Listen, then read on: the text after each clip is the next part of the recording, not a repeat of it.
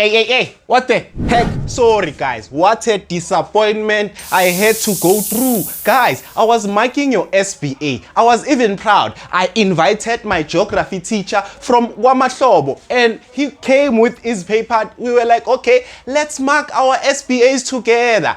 Guys, I was so disappointed to find out that only 2 people, guys, we are on the same page. I thought we are on the same boat. Guys, only 2 people were able to interpret a synoptic weather map. All right, guys, not to say you failed your SBAs. You did well. Okay, you came through with that mid-latitude and that tropical cyclone and different valley climate. Okay, you did come through. But then, guys, please, this is your flipping free mark.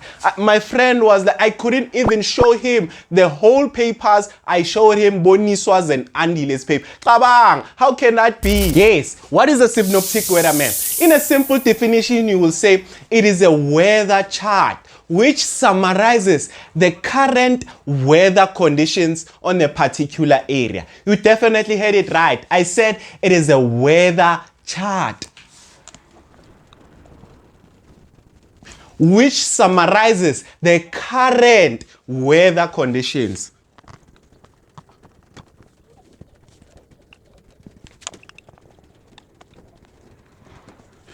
of a particular area. Yes.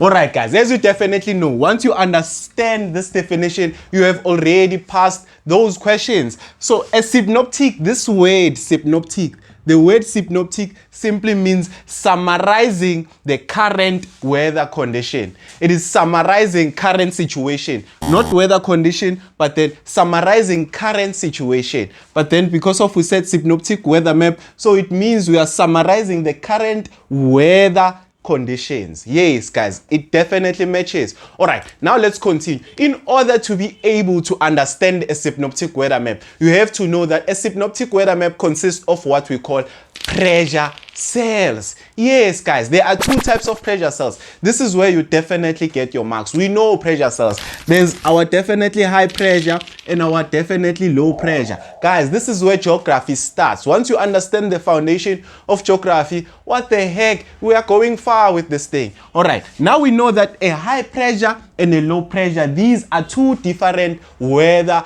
pressures, right? 2 different. So what are the characteristics of a high pressure? We definitely know high pressure consists of winter, and if it is winter, that definitely means there's sinking air, because of winter consists of cold air which is heavy, so it has to sink, right? And low pressure, if this is winter, we are talking about geography. If this is winter, then low pressure has to be summer, right? And summer consists of rising air because of there's insolation from the sun hitting the land and there's rising air. Okay guys, so let's say you do not find the word low pressure, right? You could actually find what we call pressure patterns, which are isobars. They are called pressure patterns. This is how they look like, guys, right? Isobars. Right? You might find something that looks like this, that are circular shape joining each other. These are isobars. They are lines that join places of equal atmospheric pressure, right? Equal atmospheric pressure or equal height. So they actually tell us about 2 things. They tell us about the atmospheric pressure of the particular area, and they also tell us about the gradient of that particular area, right? Okay, so how do they actually tell us those things? They have what we call intervals here, high pressure intervals. So you could actually find in a low pressure. So let's say this is our low pressure. In a low pressure, it can never be above, usually the pressures are not usually above 120, right? In fact, 1020, meaning here maybe it can be let's say 980, then here it is 1000, then here it is 1020, right? Usually it doesn't pass 1020 if there's a low pressure in that particular area. The isobars usually do not pass 120, right? So obviously maybe you might find even smaller ones in here, right, which can do what, 990, right, and another one here which can do what, 1010. And remember guys, on the low pressure, the isobars are closely packed together. They are closely packed together, but then they are rotating what? Clockwise in the southern hemisphere. Southern hemisphere, this is where we are obviously living. It is obviously, those are the tests you will be receiving about southern hemisphere.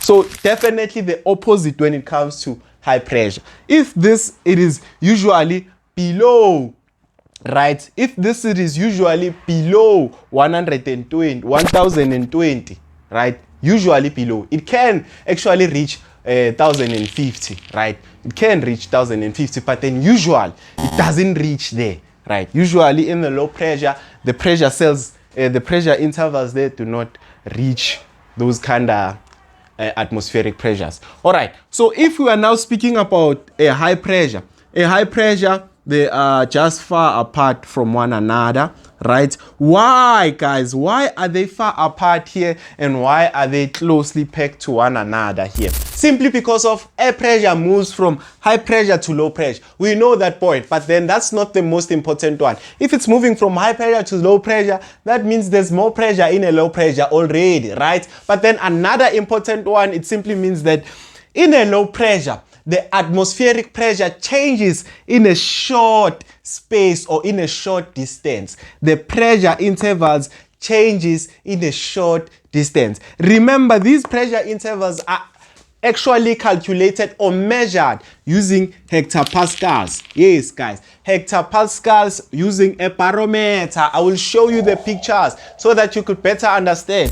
Yes, guys, that is the easiest answer. The answer is that in a low pressure, the atmospheric pressure changes in a short period of time or in a short distance. Whereas in a high pressure, it definitely means it changes in a long distance, right? So usually, let's say this is 1020, right?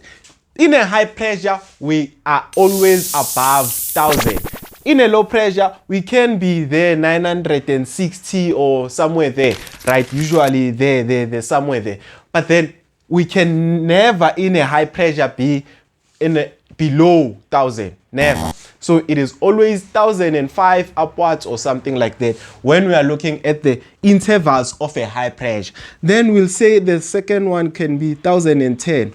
As you can definitely tell by looking at these two intervals, this is 1020, this is 1010, right, guys? And what is the difference between a high pressure and a low pressure? Another difference, it is the fact that in a high pressure, the atmospheric pressure increases towards the center, right? It increases towards the center. As you can say, we move from 1020 to 1010. Why didn't say 1020 to 1030 like we were doing here? But then in a low pressure, the atmospheric pressure reading decreases towards the center. They decreases towards the center. That is another difference between the two. But remember, we are in the southern hemisphere. We are rotating clockwise. Yes, guys, these are your flipping free marks. What did I miss? I don't think I missed anything. Or I did miss something. All right, guys, let's say they remove this low pressure and this high pressure.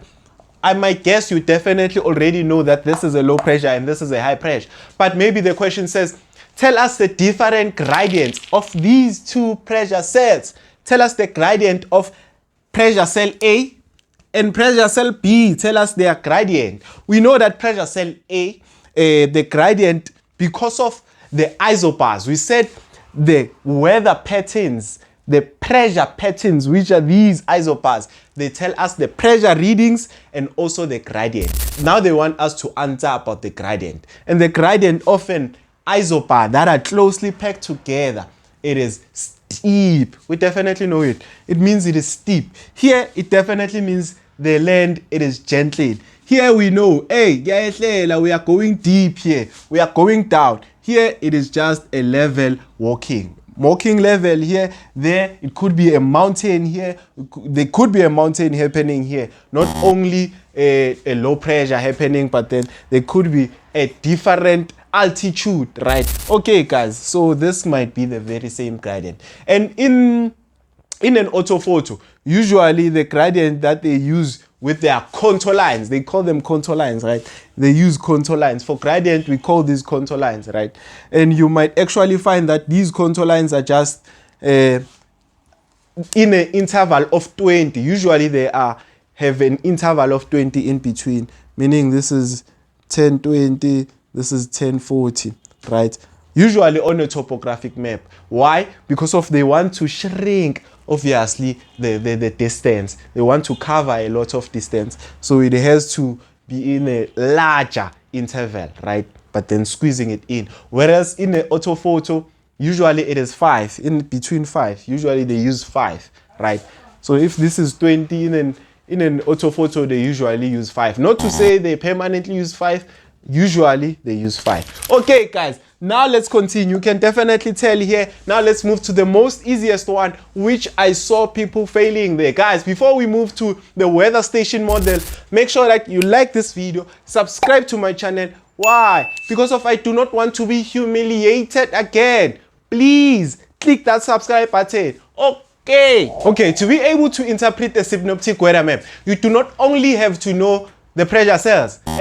You also have to know the weather station model, which you might find on your synoptic weather map. Yes, guys, a synoptic weather map can also obviously consist of fronts, guys. You can find that there are front in here. Let's give some front. Maybe there are cold front coming through here, right? You might find fronts in actually a synoptic weather map, and it is usual, obvious, to find them within where they are closely packed together, where there is a low pressure. We know that mid-latitude associated with low pressure, right? You might find your weather station model. And also definitely easy. How do you actually understand the weather station model? Very simple. The way it is structured here, you have to understand each and every single piece of the structure. Yes, so we can see it has a huge circle there.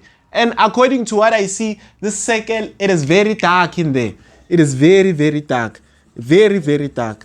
So this circle, it is very dark. So what is this circle called? This circle is given a name, guys. When you are seeing this particular circle on a synoptic weather map, you must definitely say that is a cloud cover. The cloud cover. It's telling us the current cloud cover. Remember, current weather condition. It's telling us the current cloud cover. This is a cloud cover. So a cloud cover can be in different ways. The clouds can be crystal blue, right? It can be just clear skies. Or they can be full cumulonimbus clouds, overcast, right? Or just cloudy there and there. It's not that overcast, that dark. But then according to our diagram, it is very dark in here, right? And I could definitely understand because of it is low pressure. Low pressure is associated with what we call summer. And when there is summer, there is rising air. If there is rising air, there are a lot of condensation. There are a lot of clouds. So the cloud cover definitely can be very cloudy or overcast. So this is an overcast cloud cover in this particular area, right? Then it has this thing here.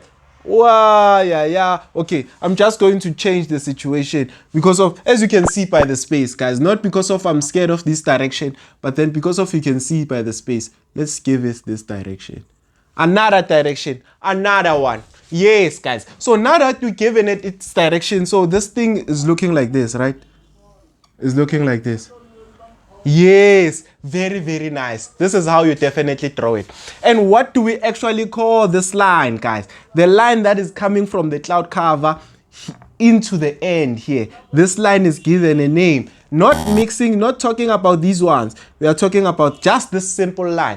This line, it is given, it is called our wind direction. It is telling us where it is actually going. Yes, the wind direction, guys. And we know our wind direction. Never eat sour worms, right? And where is this actually facing? It is facing our, okay, this is how it is actually facing, right? It is facing northeast, right? It is moving north northeast. Now we know that this is northeast direction. And this cloud cover, it is overcast.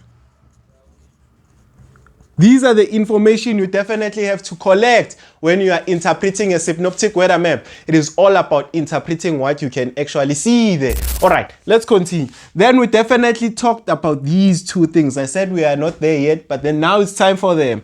What are these called? These are called our wind speed. It's telling us the wind speed. Okay, this is the wind direction. We know where it's actually going, but then what speed is it moving?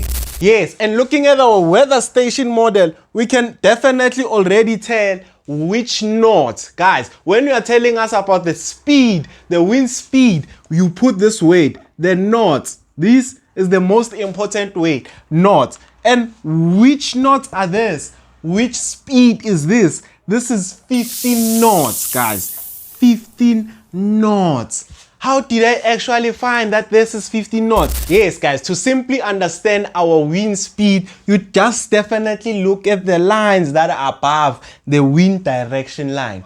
When you look at these two lines, or there might be one line, let me show you. This is how you might actually look like. This is the line. So this is the wind direction line, which will be connected to the cloud cover. And what knot is this? This is called 5 knots, right? This is 5 knots if there's just single one which is just cutting through. You see how it's moving. But then maybe we have this one that is coming through here from the last point of the wind line, the wind direction line, and it's coming like this. This is called our 10 knots. But then if there is another one which you remember which was before the finishing line, then definitely this is our 15 knots. If it's short, it has to be shorter than this last one. It has to be shorter than this one to be 15. As you can see here, this one is a bit taller. I don't know if you can tell. This one is a bit taller. This one is a bit short. Then if maybe you want the last one, which is usually found in geography or in grade 12, this one, they must be both the same height, and that is 20 knots. Yes, guys, this is how you find your wind speed. Okay, now let's move to what we call the temperature. You must definitely know the temperature of that particular area. What temperature do we find there? The temperature, usually we draw it here, right? We draw it within the closer to the cloud cover. So it can be 20 degrees, and the dew point temperature can be 18. The temperature, it is the temperature that is calculated. The dew point, they are saying, yeah, it can't be, it may be 18, right? We are not so sure, but then it's not lesser than 18 and stuff like that. This is the dew, like the minimum, right? Something like that. Okay, then we have to also understand the last important thing that you find on the weather station diagram, which is called the precipitation. Yes, guys, there are different types of precipitation symbols. You can definitely look at this. You can tell if there's a rain in the particular area, wind, thunderstorm, snow, and different things like that. All right, and in this weather station model, let's just use something different. Let's say there are thunderstorms that are just absorbing. So we're to land, right? So we draw our R here, which looks like this. So this is definitely done, guys. We definitely have our precipitation, temperature, dew point temperature, cloud cover, wind direction, wind speed, and we are definitely done. Yes, guys, this is how you definitely get your free marks. Please do not embarrass me ever again. Make sure that you pass the next XPA and the next exam and the next and the next and the next. Thank you very much. Now I've heard your cry. You are saying you want me to redo a anti-cyclone because of you said you don't understand the blocking cell and stuff like that. Yes, that's where we are going. So make sure that you like this video, subscribe to my channel. Why? Because of 2025, it's gonna be elite, yeah.